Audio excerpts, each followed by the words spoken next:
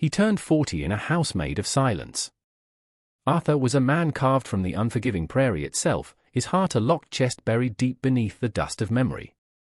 Each day was a ritual of solitude, a penance paid to the ghosts of a wife and son taken by a blizzard years ago. His small ranch was a testament to grim efficiency, a place where life was endured, not lived. With him was his daughter, Lily, a child of 6 who had learned the language of quiet things, for her father spoke only in the clipped commands of work and necessity. The world outside his fences was a distant rumor, a place he no longer had any use for. But the world, in its relentless way, came to him. It arrived on the back of a savage dust storm, a churning wall of brown that scoured the land and blotted out the sun. As he barred the door against the howling wind, he saw a figure stumble through the haze, a fragile silhouette against the apocalyptic gloom. It was a woman, her clothes thin and torn, her face a mask of exhaustion and fear. She was Chinese, a stranger in a land that was not kind to strangers. Her name was Mai, a word as soft as the silk she no longer wore, and her request was simple, desperate. "Can I stay the night?" He looked at her, then at the storm, his mind a war between caution and a flicker of something long dormant. His life was a carefully constructed fortress against complication, and she was the world knocking at his gate. He gestured toward the barn, his voice as rough as burlap. "The barn. You can stay till it passes." It was not an offer of kindness, but a transaction of survival. Shelter for her, continued solitude for him. He watched her nod and retreat into the maelstrom, a small, resilient form swallowed by the chaos, and for the first time in a long time, he felt the cold certainty of his isolation waver. In the pale, dust-choked light of morning, Arthur expected the barn to be empty, the woman a mere phantom of the storm. But the world he awoke to was subtly altered. The wind had died, leaving behind a world draped in a fine coat of rust-colored silt.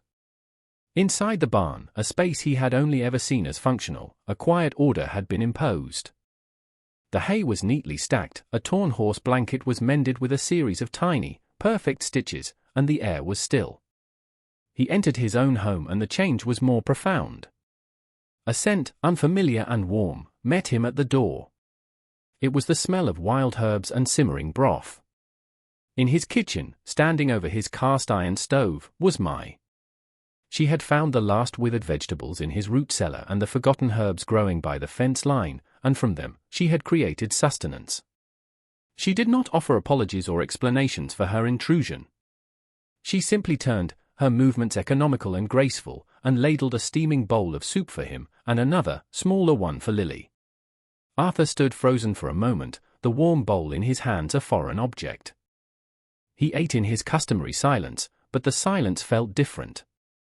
It was the first meal cooked by another's hands in that house in 7 years, and the warmth of it seeped past his throat and into the cold, hollow place inside him. It was a simple act, a pot of soup made from scraps, but it was also the first stone laid in the foundation of a new world, a quiet declaration that life, however neglected, was determined to persist within these 4 walls. The storm passed, but Mai remained. There was no discussion, no new arrangement made. She simply stayed, and he did not ask her to leave. An unspoken pact settled over the ranch, a fragile truce between his grief and her resilience. She moved through his house not as a servant, but as a quiet force of restoration. She did not change his world, but mended it. The curtains his wife had sewn, long faded and torn, were taken down, washed, and repaired with thread that almost matched. The small vegetable patch, choked with weeds and sorrow, was slowly cleared and tended until green shoots pushed through the dark soil. She hummed as she worked, ancient, sorrowful melodies that filled the spaces between the floorboards and the rafters, replacing the oppressive silence with a gentle melancholy. Lily, a child who had grown in the shadow of her father's stillness, was drawn to this new, warm presence. She began to follow Mai, a small, silent satellite orbiting a sun she had never known. She watched Mai's hands as they kneaded dough, as they stitched a patch onto Arthur's worn shirt, as they coaxed life from the dormant garden. One afternoon, while Arthur watched from the shade of the porch, Lily approached Mai with a fistful of crumpled prairie flowers. She held them out, a silent offering. Mai stopped her work, her eyes softening as she took the small bouquet. She didn't put them in water to wither and die. Instead, she carefully placed them between the pages of an old book, a gesture of preservation, of honoring a small, beautiful thing. It was the first gift offered and received in that house in years, a silent transaction of grace that cracked the stone around Arthur's heart. The truth all began, as it so often does, with the simple, devastating honesty of a child. Evening had settled over the ranch, the sky outside a deep, bruised purple. Inside, the fire cast a warm, flickering glow. Mai was showing Lily how to braid colorful threads into a small bracelet, her nimble fingers moving with practiced ease. Lily watched, her face a study in concentration, before looking up at Mai. Her voice, when it came, was clear and pure in the quiet room. "Did you have a little girl before you came here?" The question hung in the air, heavy and sharp. Arthur, mending a bridle in the corner, went still. He saw Mai's hands falter for a fraction of a second. She did not look away from the child. Her voice was soft, laced with a pain that was old but not gone. "I had a son," she said. "He was very brave. He is with his father now, in the stars." She did not elaborate, did not weep. It was a simple statement of fact, a map of her own lost world. Overhearing it from the shadows, Arthur felt the words like a physical blow. His own grief, a private, jagged thing he had hoarded for years, suddenly found an echo.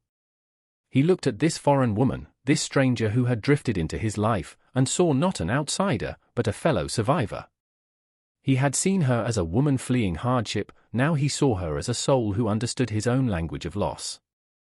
The chasm between them, once a vast canyon of culture and silence, was suddenly bridged by a single, shared wound. In that moment, the transactional nature of their arrangement dissolved, replaced by the fragile, unspoken recognition of two hearts that had both been broken by the world. Autumn arrived with a cruel, biting wind, stripping the leaves from the lone cottonwood tree and painting the prairie in shades of rust and decay. With it came the fever. It moved through the sparse settlements like a malevolent spirit, and one morning, it found its way into their small house. Lily woke with it, her skin burning, her breathing shallow. Arthur's carefully ordered world shattered. The stoicism that had served him for years was a useless shield against the terror of losing another child. The doctor was in a town a full day's ride away, a journey made impossible by a sudden, violent storm that trapped them in their wooden box, the rain and wind clawing at the walls. Arthur paced the small cabin, his large frame a cage of helplessness, his silence replaced by the ragged sound of his own breathing. He was a man who could tame a wild horse and face down a blizzard, but he could not fight the fire raging inside his own daughter.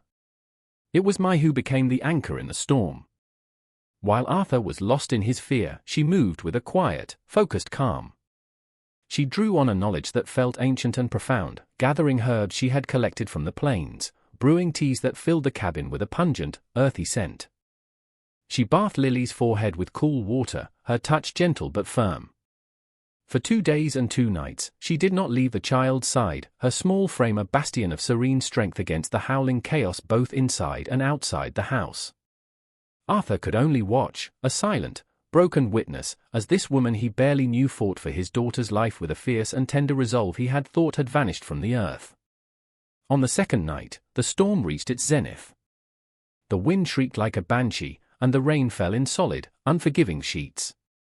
Lily's fever had not broken, and her small breaths were whispers of life in the roaring darkness. Arthur, defeated, collapsed into a chair by the hearth, the firelight catching the utter despair on his face. He buried his head in his hands, and the dam of his silence finally broke. The words came out in a raw, cracked whisper, addressed to the ghosts in the room. "I lost her mother and brother in a storm like this," he confessed, the admission tearing through him. "A white-oat. They froze, looking for a stray calf I should have found myself. I was safe in the barn. I couldn't protect them. The guilt was a poison he had carried for 7 years. He expected nothing from my pity, perhaps, or an uncomfortable silence. Instead, she rose and brewed a pot of tea. She didn't sit beside him, didn't touch him or offer hollow words of comfort. She simply placed a warm tin mug on the small table by his elbow and returned to Lily's bedside. It was an act of profound understanding. She knew that some griefs were too large for words. In that shared, lamplit silence, surrounded by the fury of the storm, their pasts were finally laid bare. His failure to protect his family, her loss of a husband and son, her journey through a hostile world. They were no longer a rancher and a stranger, a man and a woman. They were two survivors, huddled together for warmth against the long, cold night of memory, finding a fragile sanctuary in each other's quiet presence. As if tied to the child's life, the storm broke with the fever. Lily woke in the pale light of a clean-washed morning, her eyes clear, her skin cool. A new, tentative peace settled over the homestead. The silence that returned was different now, layered with the shared vulnerability of the storm. Weeks later, their supplies dwindling, Arthur knew they had to make the trip to town. As their wagon rattled down the main street, Arthur felt the familiar weight of eyes on them. Whispers followed like burrs, sharp and clinging. The townspeople saw a broken widower and the Chinawoman who had taken up residence in his home, and they drew their own ugly conclusions. In the general store, a portly, callous man named Henderson, who held the note on a neighboring property, cornered them by the flour barrels. He looked past Arthur, his gaze lingering on with undisguised contempt. "Heard you got yourself some new help, Arthur," he drawled, a smirk twisting his lips. Strange choice. A man ought to honor his wife's memory, not replace it with foreign charity. The insult was a lit fuse. Arthur, a man who had not raised his voice in public for years, moved with a sudden, startling stillness. He stepped directly between Henderson and Mai, shielding her with his body. His voice was not loud, but it had the density of granite, and it silenced the store. "This woman," he said, his eyes drilling into Henderson's, "is under my protection. You will show her respect. Her name is Mai." He then turned to the storekeeper, his every movement deliberate.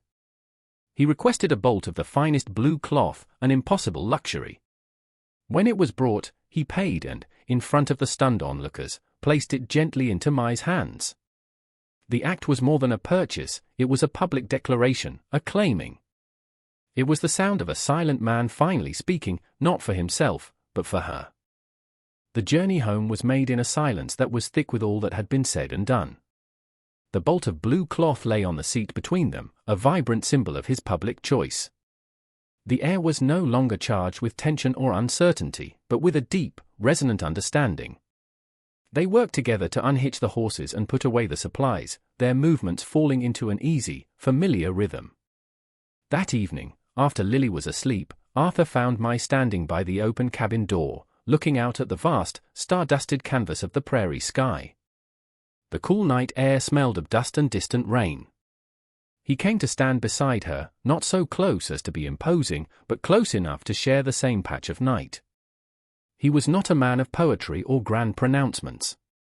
The words of love and courtship were a foreign language to him. So he spoke the only language he truly knew, the language of the land, of work, of building a future. "The winters are hard here," he began, his gaze fixed on the horizon. "The roof on the east side needs mending before the first snow. And the garden, it could be larger." For a family, it was not a question, but a statement. An offering. He was not asking for her hand in marriage with flowery phrases, he was offering her a life, a shared future built of practical things, mending roofs, turning soil, facing the harshness of the seasons together. It was a proposal forged in the quiet realities of survival, a promise of shared labor, shared burdens, and the shared warmth of a hearth against the cold. Mai did not look at him at first. She continued to gaze at the immense, silent sweep of the prairie, as if reading an answer in the distant constellations. The world Arthur offered was not an easy one. It was a life of hard work, of isolation, of facing the small-minded prejudices of the world beyond their fences. But it was also a world of fierce protection, of quiet respect, of a space being made just for her. It was a home. Slowly, she turned her head, her dark eyes finding his in the faint starlight. She did not need to speak the words he did not have. Her answer was in the gentle, accepting curve of her mouth, in the way the tension finally left her shoulders. Then, she did something that closed the final distance between them. She reached out, her slender fingers closing around his large, calloused hand. His hand, which had only ever known the roughness of leather reins and axe handles, was suddenly enveloped in a warmth that seemed to travel up his arm and settle directly in his chest, where the ice had been for so long. Her touch was not just an acceptance of his clumsy proposal, it was an acceptance of him, of his silent grief, of his broken past. It was a quiet promise that he was no longer alone. The narrative camera of the soul pulls back, framing them in the warm, yellow light of the doorway, two solitary figures who had found their way to each other, a tiny island of profound connection in the vast, dark expanse of the American West. The house was no longer a tomb. The fire inside burned brightly, and its dancing shadows on the wall looked, for all the world, like they were holding hands. The seasons turned, each one leaving its mark on the land and on the new family that tended it. Winter came, and the mended roof held firm against the snows. Spring followed, and the enlarged garden bloomed, a riot of greens and reds, nurtured by Mai's patient hands. Summer baked the prairie golden, and Arthur taught a laughing Lily how to ride a small pony he had bought for her, while Mai watched from the porch, a quiet smile on her face. The ranch, once a stark monument to loss, was now a place of gentle, growing life. The crushing silence had been replaced by a comfortable quiet, punctuated by the sounds of a child's play, the rhythmic chop of an axe, the soft humming of an ancient melody. Arthur, the man who had turned 40 alone in a fortress of his own making, had been saved not by a grand event, but by the steady, quiet grace of a woman who had arrived in a storm. He had learned that a heart, no matter how long it has been frozen in the winter of grief, can feel the spring and thaw. He had offered a stranger shelter for a night, a simple transaction of survival, and in return, she had given him back his life. Mai had not erased the ghosts of his past or replaced the memory of what he had lost. Instead, she had shown him that a house could be big enough for both memory and hope, that a heart could learn to build a new life alongside its scars, proving that the most enduring love stories are rarely shouted. They are whispered. They are grown quietly, patiently, like a wild prairie flower pushing its way through the hardest earth to finally reach the sun.